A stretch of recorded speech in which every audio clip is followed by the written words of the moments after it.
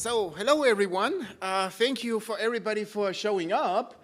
My name is Hans-Jürgen and I'm glad to inform you that I'm in charge of the drinking vouchers later on for the reception upstairs after the presentation. So maybe that should draw your attention on behalf of the sponsors. So, let's continue. This year, I hope I got a bit of more of a funny presentation, I hope at least. And it's about war stories fighting the Postgres support trenches. So I compiled a couple of things we've just witnessed over the past 20 years when doing Postgres support, all the nasty things that can blow up, all the nasty things that can go wrong, all the wonderful things, you know, coming from customers and things like that. So I just wanted to share some of those experiences to hopefully entertain you a bit. So, let's get started. To introduce myself, I'm the founder of Cybertech. You might have heard about us. We are basically a Postgres support company. We're quite international, I would say. So we've been around for 20 plus years doing Postgres support. And we got some customers you might know, like you know, BMW and United Nations and things like that.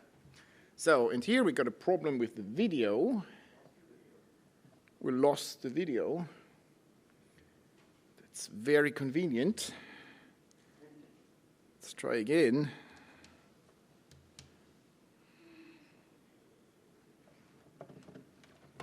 What can possibly go wrong? Huh? This is your first story, right? Yeah, I mean, that's not the only thing that can possibly go wrong. Just trust me, that's easy cake. You know, that happened before. Actually, usually when I go to the US, something breaks out of my tooth on the runway or something like that. So that's easy cake. So we've been working with a couple of reasonably interesting customers, but let me bore you no more. So, nasty support cases.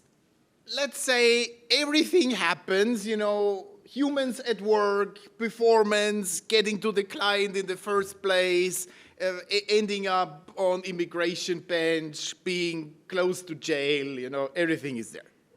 Let's get there. So the first thing, of course, when you're doing database work is you have to reach the client, right? So you have to get there physically, at least before COVID. So what can possibly go wrong? As I told you, we are trying to be very international. And the customer said, can you come there? So I Googled the place, and that's the place. I've never heard of this thing. It's the 7th biggest country on Earth. Unfortunately, it's all water. This is the country of Kiribati. Does anybody know where that is? Anybody ever heard of it? You've heard of it, right? It's the 7th largest country. It's in the middle of the Pacific Ocean. It's 7 hours west of Hawaii. And that's where it is. It takes 3 days to get there. And the Kiribati government is actually running, I think they do at least still, a Postgres database in their labor market thing, I believe. I offered them, I will go there if you purchase just a flight ticket. Nothing else. I'll go there. The problem is that the price of the flight ticket is the gross domestic product of 3 Kiribatis for a year or something like that. So they gladly refused that. But you see, Postgres these days is quite international. Actually, in this area, there are more Postgres databases. You might not know that, like German embassies, United Nations, Atomic Test Ban Treaty, sensors, stuff like that. Do you have a question, sir? I'm curious what metric you were using when you categorized Kiribati as the 7th largest country in the world. Wikipedia. How did you classify Kiribati as the 7th largest country? And the answer is, I think I saw it on Wikipedia because it's all water. But I didn't check it personally. I don't know. I just read it. It's just a huge chunk of water. I think the biggest elevation is 16 meters or something like that. Yeah, so I think it's outside international waters. I just read it somewhere. It's just a huge place of water, you know. But what I'm trying to say here, Postgres is everywhere, right? So it's even on some United Nations, you know, nuclear test ban sensors. So actually getting to the client might not be that easy, but life is getting more complicated because even if you reach the client, what can happen actually is that you have to deliver the thing. And I've taken this one out of a purchase order from German industry, and it says the product has to be delivered so that it can be lifted with a crane. So actually, it was in their terms of conditions that if you deliver a Postgres training, you should be able to lift it in with a crane, right? So that was in their purchase order in German industry. That was nice because it didn't insist on the delivery method explicitly, but it would have been nice to just float in there, you know, on a crane or something, right? Total nonsense, right? Actually, there was one more thing at United Nations. I went in Vienna. There's, you know, you have the United Nations in New York and you have United Nations in Vienna, right? Which is actually exterritorial. There was a bank robbery at Vienna United Nations. And it was a huge government affair because the police just cannot get there. It took me 2.5 hours to get into the atomic agency. At 11 o'clock, they called me, "Where are you?" I was still at the entrance. Because they took every single serial number of every single piece of hardware when getting in, not when getting out. Because they have 4 exits, and they took a wrong corner, and the guy at the gate didn't know what to do, and just let me pass with a car full of hardware. Right? But it took me 2.5 hours to get in, right? So, at some point, you get started, right, doing your stuff. Soon, we will actually see a real Postgres database. So, the trouble starts. Obviously, to fix a problem, you got to touch the database somehow. What can possibly go wrong? That's the only customer on my blacklist in 20 years. Can you migrate this database? Sure. And then, after 6 weeks of weekly phone conversations, they complained that we didn't get anything done. And the reason why that happened was that they didn't grasp that they actually need a login for the database to do migration. And when we finally told them, "Hey guys, we need a login to go into the database," they complained, "But then you're going to see all the data." Yeah, because you want to move it from A to B, right? We have to log it into the database, read the data, put it somewhere. And that took 6 weeks, and they were horribly mad at us because we didn't tell them that we need login into their database to migrate it, actually. So that ended not very nicely, I get to say. But we got basically pissed off because we requested login to the database to migrate it. So very, very nice thing. Germany, have I mentioned that? No. But finally, obviously, there are some customers that let you go to their database, but even there, something can go wrong. There was some industry customer, and the disk filled up, disk full. That happens. Postgres doesn't like that. It's a very sad thing. You can end up with all kinds of nasty problems, and you should basically avoid it. You know, disk full is something you can reasonably avoid. But how do you get there in the first place? That's the interesting part. And what happened is, how could that happen? It must not happen. Postgres is to blame. Your fault. The thing is, they created a replica from one database to the other. And of course, what they did was they checked if there is enough space on the copy. They figured out that the replica, the server, the second server, was a couple of gigabytes too small. They knew that, but still started to create the replica and ran up with a full disk because for some magical reasons, the thing is going to shrink, right? So they explicitly had a process, check for the size. The check said, no, it's too small. They copied regardless and then complained bitterly that the whole thing fucks up, right? This really happens. You can't believe it. So you're trying to put 10 cans of beer into your car. It doesn't fit, but you try assuming that your car is going to grow on the way, something like that. It seriously happens. I mean, you start to doubt humanity, right? I believe that many people, that many animals died out because they were eating those people, you know? That's junk food, you know? Sorry for that. This really happens. I'm not making this up. I'm not creative enough to make it up. Trust me, I'm not creative enough to make it up. But this really happened. This was also cool. How do you do that? Create database, and what you get is file not found. Now, how do you do that? Some people who might know Postgres, any ideas? How do you do that? I said, yeah, that's a cool one. The way you do it, you start Postgres, you empty the data directory, do a fresh initdb, and then do a create database. And then you call up third level at 3 in the morning, create database file not found. How can it happen? You know, you get all kinds of crazy ideas. What could go wrong there? But actually, they deleted the whole database, did a fresh initdb, which I forgot to put here, and then created the database, connected to it, and everything fell apart. And then it was huge drama. Actually, there was a similar case on a car assembly line. Imagine you have 5 machines all next to each other, and they got 3 plugs, right? And on all those 5 measurement points, each having 3 plugs, every time the first 2 cables were plugged in. Only on the last machine, it was 2 other cables. And one guy in the night shift couldn't stand that the last machine was different.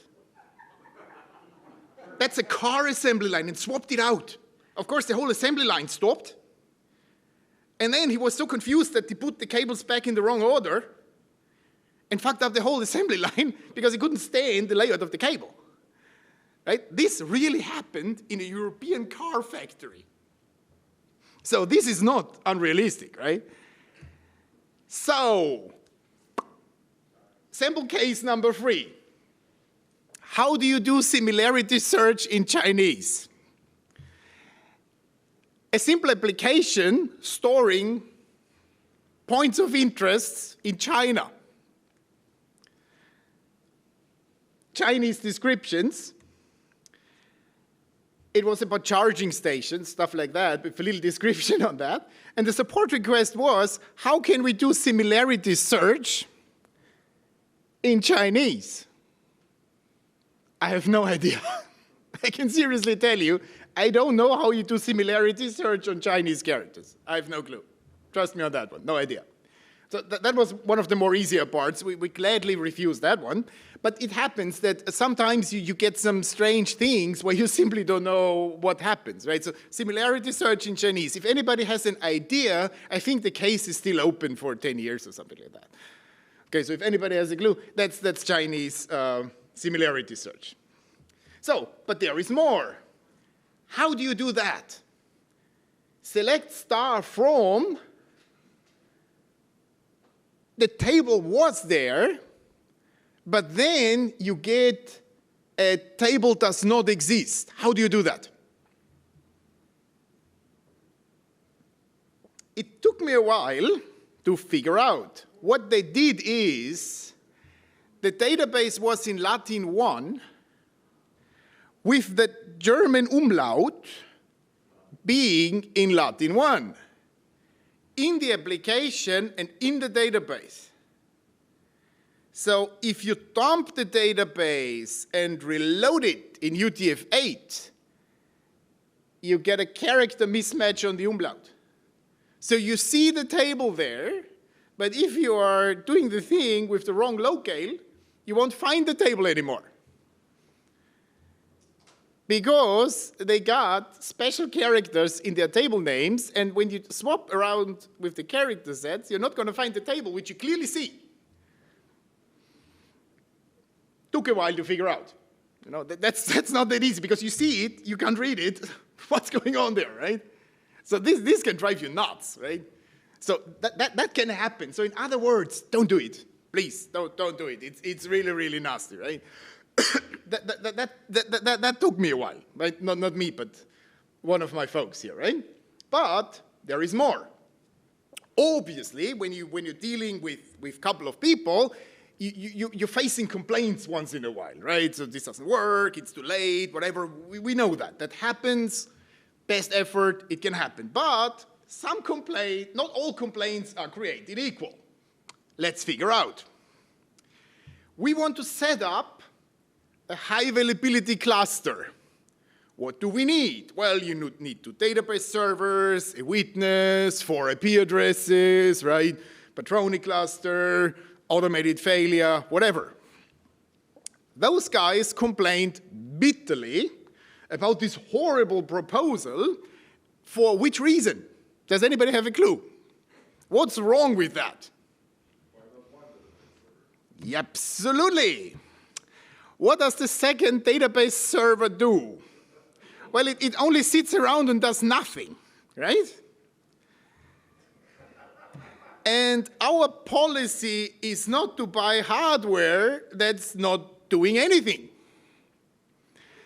What they actually wanted is to do high availability on one server. Because we don't want machines to sit around idle because you really only need one, right? And you're proposing 2 of them or even 3 of them, and that's totally acceptable because you have to pay for the stuff, right? We don't want that because it's obviously total waste.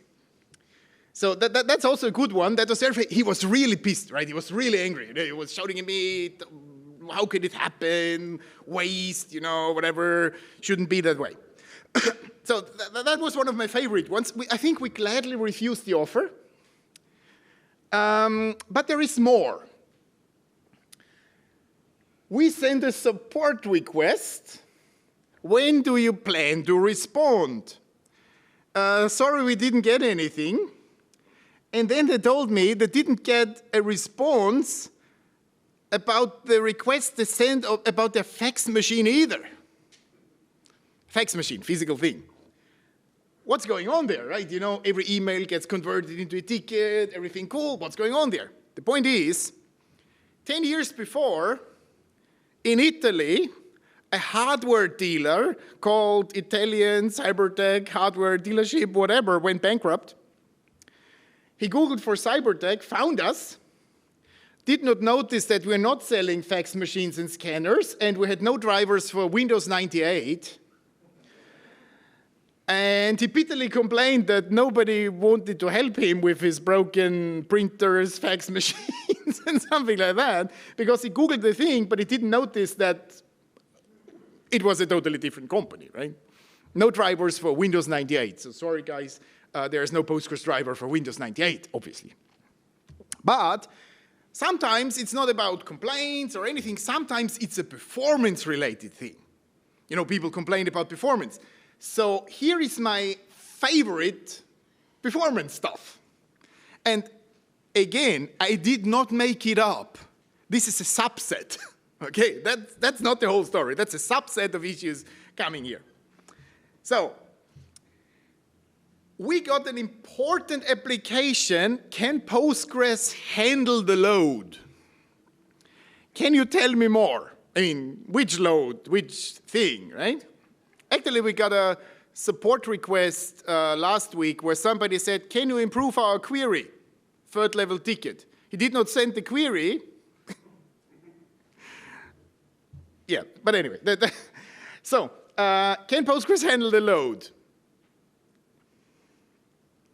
Current setup, Oracle Enterprise Edition, 8 cores, 32 gigabytes of RAM, disks infinite.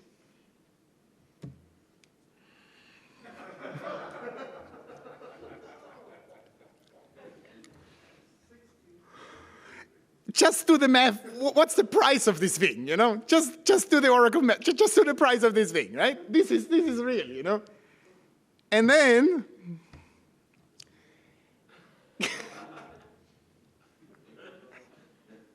six rows. what they did is once an hour, they got a weather report, rain in Austria. They put it into the Oracle database to pass it on to something else, and then deleted it again. So it's not 6 rows adding up, it's 6 rows in total. Connected to an ISDN connection. Actually, there was a second guy who asked me, yes, sir. Was the fax machine also connected? The question is, was the fax machine connected? Maybe, because ISDN has 2 channels, right? But I'm not sure Postgres can handle the load. Maybe you guys have experiences with dial-up ISDN Postgres? Yeah? Was it you? No. No, this was real. And there was a second guy, actually, who had a similar question some years later. Can Postgres handle the load? We want to scale like Facebook. How many customers do you already have? And he answered, I quote, my brother and me. But we need to scale, guys, just see you. This was real. So just imagine the price of this thing, It's, I don't know, $1 million or something, Anyway, I'm not sure what I said. Sometimes I'm speechless. It happens. So, Hans, Yes, sir. I remember at one point in Germany, ISDN was very expensive. Yes. In Germany, broadband is really expensive. Absolutely, yeah. Why? I had an ISDN connection in Hamburg, Germany in the 90s. An ISDN connection in the 90s. Yeah. Yeah, that exists. The least line to our company. That thing existed. Yeah, that thing existed. I was in Vietnam at that time, and we had broadband. Yeah. Yeah, ISDN, I mean, it's a cutting edge, It's Neuland, I think they call it, yeah. Data models. Our database is slow. Let's take a look, right? You obviously want to see the query, what's going on there. Well, there's a problem here. That's my absolute favorite of the favorite. That's the best one. There was not a single where clause in any of the queries. And the answer was, of course not. And what's the explanation? Can anybody think of an explanation? Because that's the fun part. A where clause is business logic in the database, and business logic should not be in the database.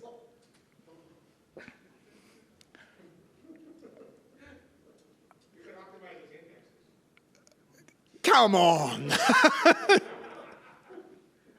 Actually, we had one guy in Vienna who had some index phobia or something like that because he blew something up in a bank as a student, and from then on he considered indexes to be evil because every time he created one, which was once in his life, a banking system blew up. Index phobia exists. I'm not sure if it's an official medical term, but it exists. Oh, that's not a good sign. Understanding is not a good thing, right? I mean, please believe me, I'm not creative enough to come up with that just out of that. It's really not the case. I didn't make it up. I can prove that. It's like today I told the story, and Jan is proof that this is real.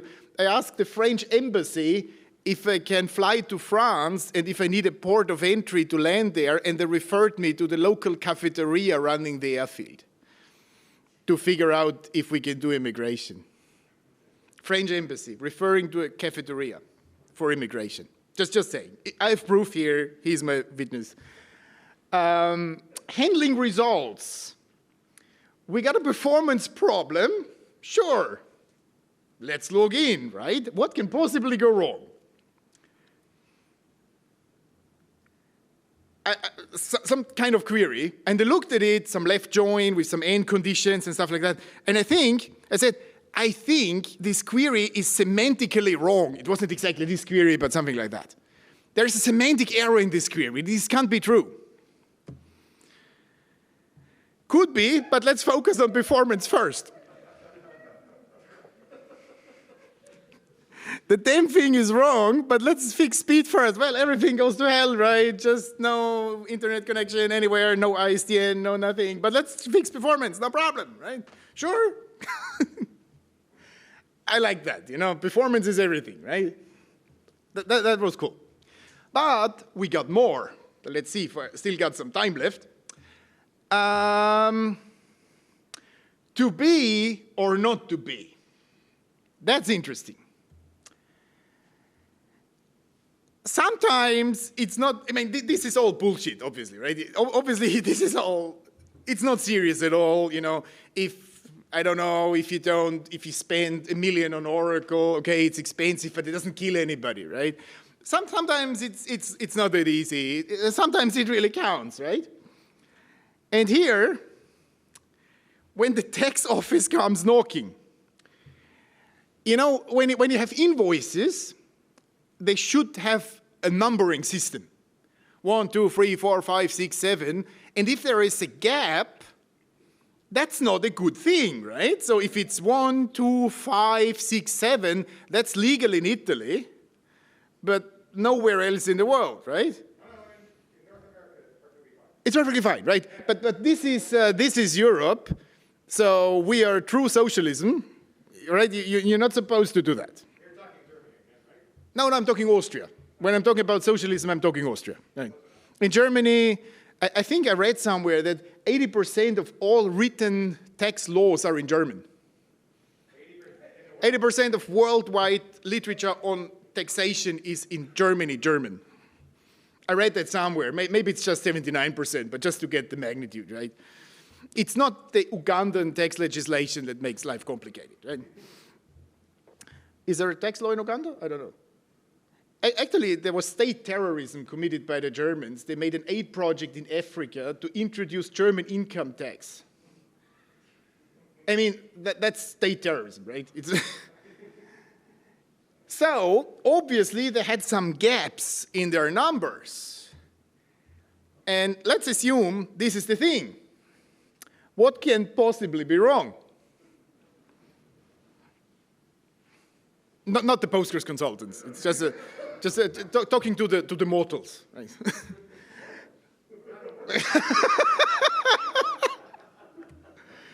That's the problem. Create a sequence. 1, 2. Begin, rollback, next val. And the next value is 4 and not 3. So if you're using a sequence for numbering invoices, which are not supposed to have gaps, and you're using sequences, every time the database rolls back, there is a gap. That's what it is. And this almost cost them the company, because you're explaining that to a low-paid government tax collector who is a tax collector because he's not capable of doing anything else. And I know those people. I have some relatives in this field, right? And you explain to them that there are invoices missing because your database rollbacks, and for logical reasons, a sequence is allowed to have gaps, and it might circle, but that's totally fine because for concurrency reasons, right? That's not going to work, right? So this almost cost them the bloody company, right? So this went to court and shit like that. So that was really harsh, you know. Sometimes it counts, you know, but it's very hard to explain that to a judge which focuses on family legislation or something like that. That's really harsh. This one is even worse. Saturday in the morning, the phone rings. 1.4 million life insurances. That's the thing you pay for 30 years to receive a pension later. That's a life insurance. So you pay 30 years. Saturday morning, the whole thing went in shambles because the database was wrong, because the storage was broken, but not broken enough to figure out that it's broken. You know, some bits going crazy once in a while, writing 7 bytes instead of 8, you know, mixing things up, stuff like that. No, but it was the same storage with 2 file systems mounted with the backup. It was different disks, but the same controllers. And the controller was the problem.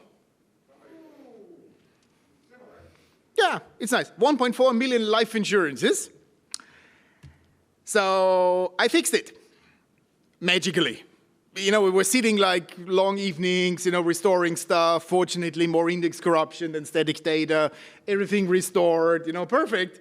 And then the data protection guys came. Did you delete the data? Yes. Can you prove it? Guys, I was sitting in my office Sunday morning, rescuing a bloody company and 1.4 million life insurances. I was alone. Data has to be deleted according to the 4I principle. Do it. I can't. It's gone. I can't delete it. And by the way, I didn't copy it. I can't delete it. I don't have it. Who can prove it? Nobody. That's not according to the rules. That should not be. It took me 6 weeks to sort out the paperwork. That they finally consented that, yes, this data, which I never copied through Windows Remote Desktop, right, on a system that couldn't read the data, is actually deleted. 6 weeks. 6 weeks for rescuing the company. Yes. But sometimes it's not about drama, it's not about incidents, it's not about anything.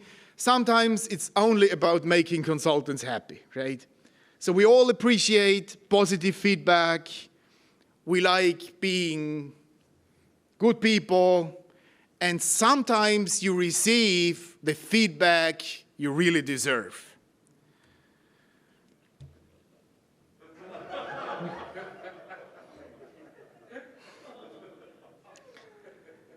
You're one of the best MySQL consultants we've ever dealt with. Thank you for your attention. Any questions? Yes, sir. Well, the backup was gone. How did you have the data? The backup was corrupted, obviously. And the database was corrupted. It wouldn't want to start up because wall records, wrong checksums, and stuff like that. So basically what we did was we copied it off the machine, checked what was wrong, and fixed the data files. That's what it is, right? Fixed the data files and then made a little thing that faked the wall checksum because the thing that was broken was the index only and stuff like that. Okay, so we did copy the data to their machine. So technically, yes. But I think if your hardware is going to up in flames, I would say it's a reasonably okay move. Can you prove it, right? Can you prove that the idea of copying the data is certified by the officer of common sense? Okay, guys, any more questions? Any comments on our obviously shameful behavior dealing with non-existing work clauses or anything of the sort? So, thank you, everyone. I hope it was enjoyable. I hope you don't feel as miserable as we do sometimes. And follow us on Twitter, like us on Facebook, contact us on LinkedIn, have a beer, and see you all upstairs for the vouchers. Thank you.